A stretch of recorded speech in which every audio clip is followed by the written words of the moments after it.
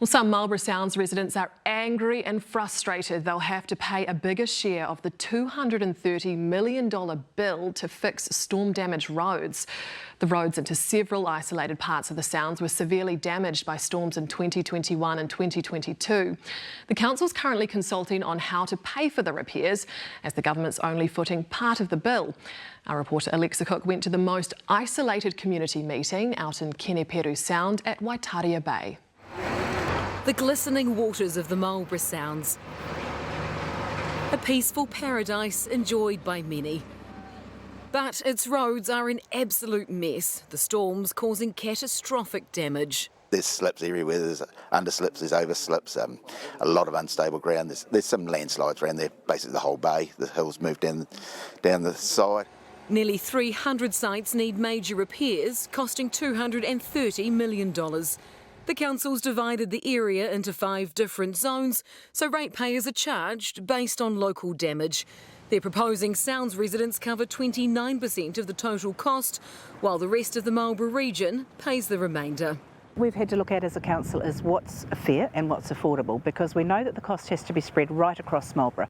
The biggest bill is in Keneperu Sound. The 120-kilometre road stretches from Linkwater all the way out to Titirangi and across to St Omer, and will cost $125 million to fix.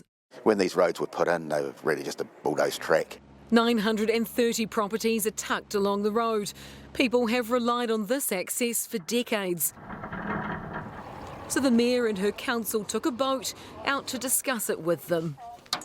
And despite the impressive spread of food and figures, some weren't happy. Waste of time.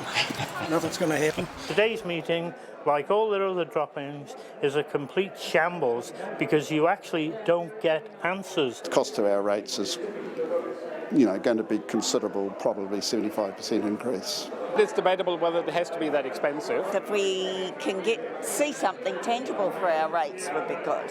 We're doing what we can with the money that we've got, but I understand that it's never enough. It's been especially tough for businesses. Braden Miletta's family has been farming at the very end of the road since the 70s. Without the road, we won't be able to succeed as a business, not sustainable. Farmers are having to pay for barges to transport stock and fertiliser. How are locals feeling about the whole situation? I guess frustration, I don't know, despair even. It's been going on for a long time now, and we just want something secure and some black and white on paper saying we're going to get our road back. We are bleeding.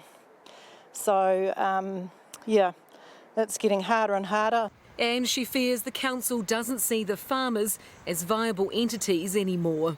It feels to me like they're looking at us as we're the sugar daddies at the end of the road. There's an awful lot of people that are using our Sounds Road and not paying anything. All the tourists, even people coming to use dock campgrounds, dock don't pay any rates. So the locals will have to pay their portion of the roading, but what about tourists, what about logging trucks, businesses like that? So local councils really only have rates and we have fees. We can't charge tolls, we don't have that capacity, so we have to look at a rating model. Rates that won't just be spent on fixing roads.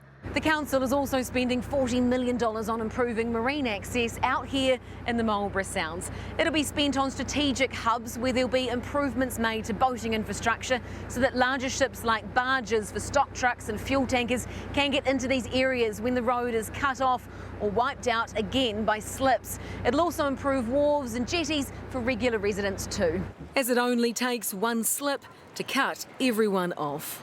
We may not be able to fix them if they go again at this scale, so it's important to us to build in this marine hub resilience. Because there's no doubt that more extreme weather events will hit this vulnerable paradise.